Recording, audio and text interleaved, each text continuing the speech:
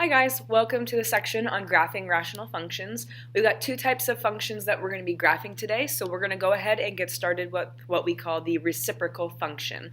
A reciprocal function is a function that has this form here, f of x equals 1 over a of x, and the key thing you need to know is that a of x is going to be an equation that's in linear form, so that would be something like x plus 2 or x minus 7, or it could just even be 5x. It doesn't really matter as long as it's going to be a line in the denominator. And then typically on the top you're going to have a number. It could be positive or negative, 1, 2, negative 7, but that's just going to be a whole number at the top. Reciprocal functions have two asymptotes. So we've talked about graphs before that have one asymptote, either vertical or horizontal, and now we're going to have one of each. So what these graphs are going to do is have the horizontal and vertical asymptote cross, and then there's going to be what we call these branches that form the two sides of our graph. So I've put together just two simple examples to practice with.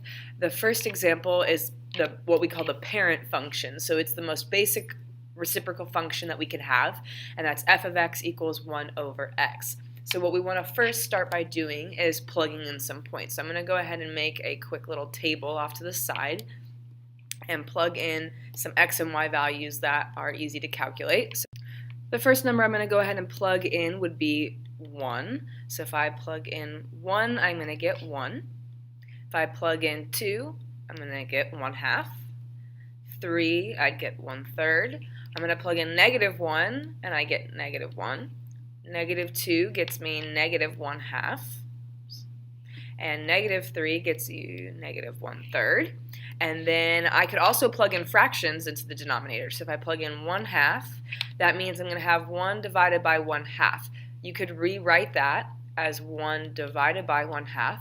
And remember, when you're dividing by fractions, that switches to multiplication times the reciprocal. So 1 times 2, because the reciprocal of 1/2 is 2. So 1 times 2 is 2. And you can do that same with the negative. If I plug in negative 1/2, I'm going to get negative 2. So now we could go ahead and plot our points, and what we're going to notice is that our graph is going to have two parts that we call branches, and those branches are going to approach two different numbers, and we want to figure out what those are. So if I plot 1, 1, let me count by halves. That'll make it a little easier. So 1, 1, and then 2, 1/2, 3, 1/3, and I had 1/2, 2.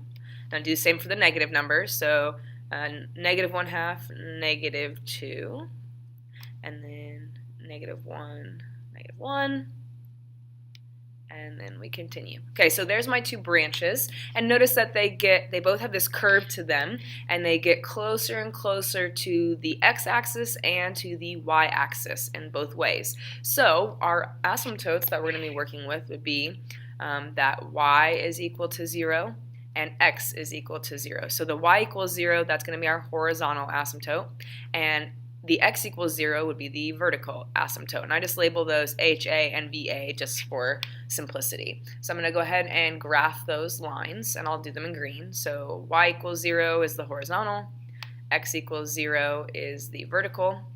And once I've graphed those, that means that my lines or my branches should never cross that dotted line. So I'm going to go ahead and connect my points like this, and then it flattens out. And then I'm going to do the same with the other side. So remember, it never crosses the dotted lines. It gets really, really close, okay, but never actually touches. So there would be my branches. And these do go on forever, okay, both directions, so make sure you include arrows. They don't just stop at a point.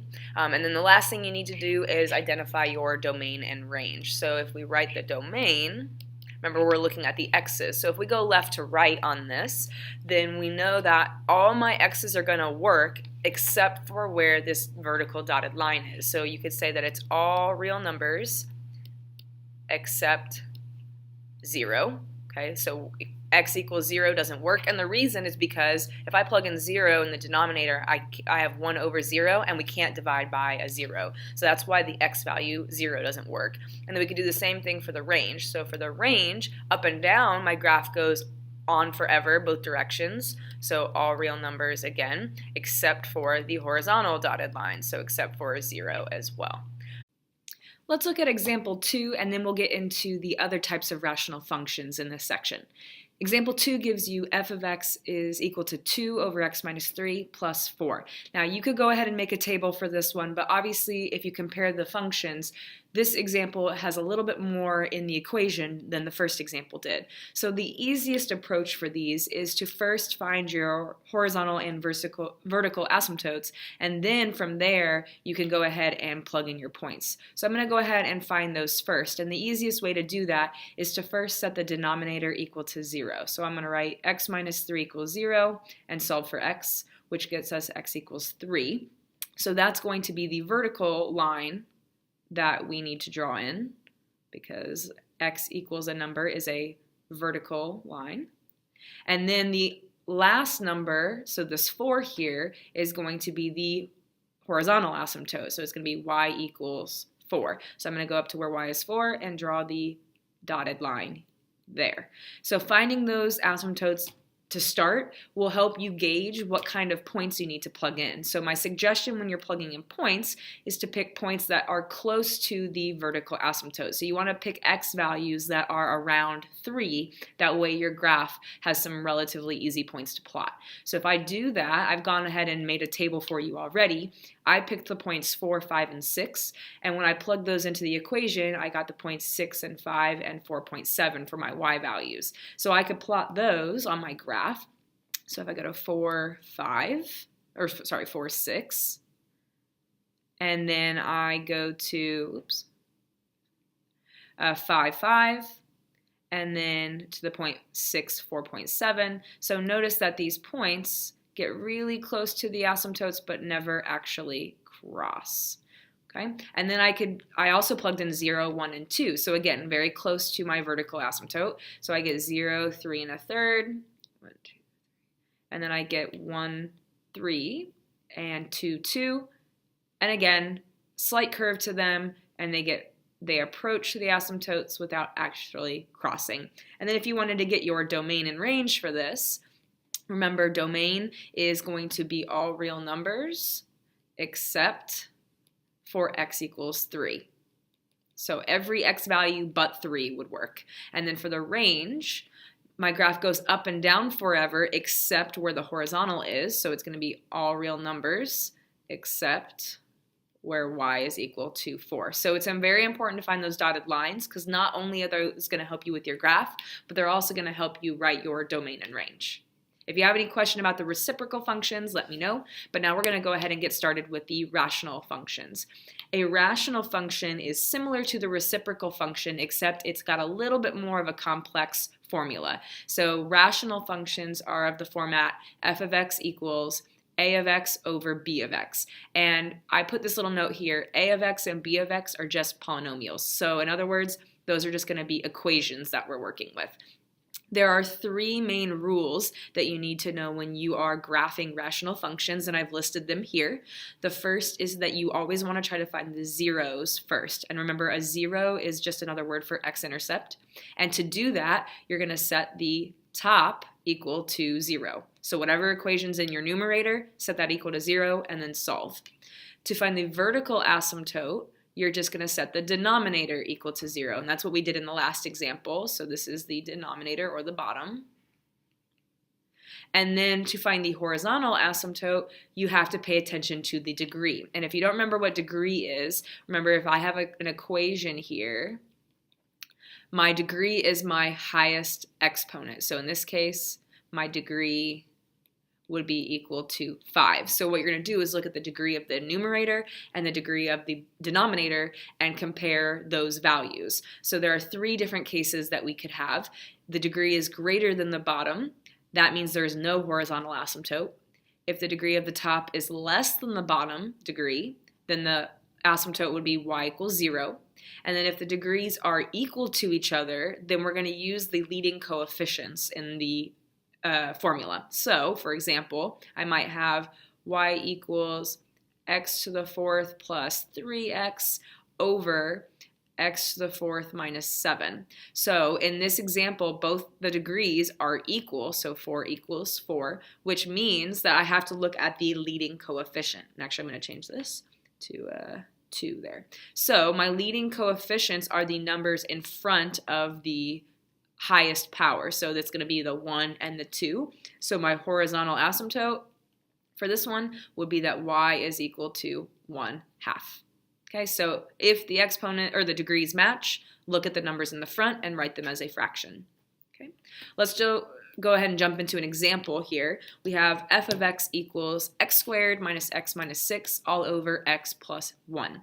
We're going to follow our rules for graphing, and we're going to start by looking for the zeros. So if I look for the zeros, remember I set the numerator equal to 0, and I'm going to solve. So to solve a quadratic, we can try to factor. And remember, if you can't factor, you can always use quadratic formula. I know my factors of 6 are 3 and 2, and those will get me a -1 if the 3 is negative and the 2 is positive.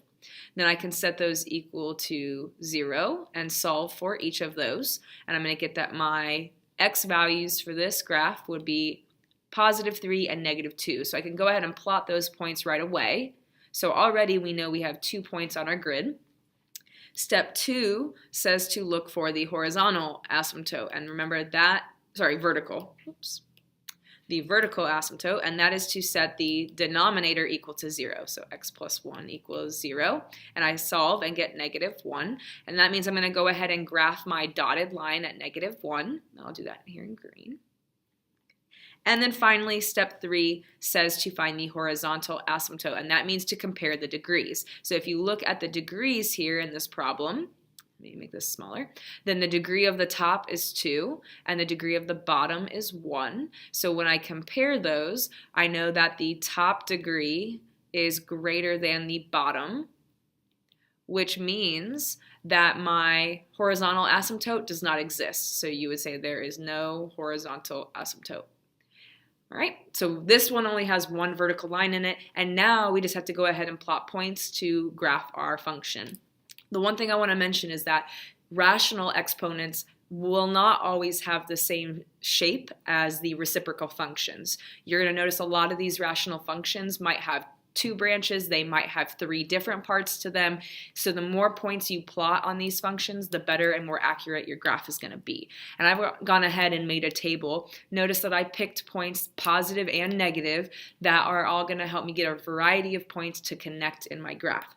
I got 0, -6, so I can go ahead and plot that one. So there's a point. 1, -3, 2, -4/3, or -1 1/3. And then I've got I've already got my x-intercept. And I also plugged in 7 and got all the way to 4.5. So 3, 4, 5, 6, 7, 2, 4.5. So notice on the right side of my graph, it gets really close to the dotted line, and then it slowly starts to curve up. Okay? Then we do the same thing for the other side. I plotted the point -3, -3. So there's that. And then the point -4, -4.7. So it's almost 5. And if you wanted to plug in another point, maybe -6, -7, or even if you wanted to plug in a fraction, something like -1.5, you would notice that it's going to look like this on the left side. So curving kind of like the right side did, just the other direction, close to the asymptote without actually crossing it. So 2 sides, notice slightly different shapes than the last examples. Okay, so that's your rational functions. I would follow those 3 steps every time, and that will help guarantee that you've got at least the basic function look, and then then you just have to pick points to plug in.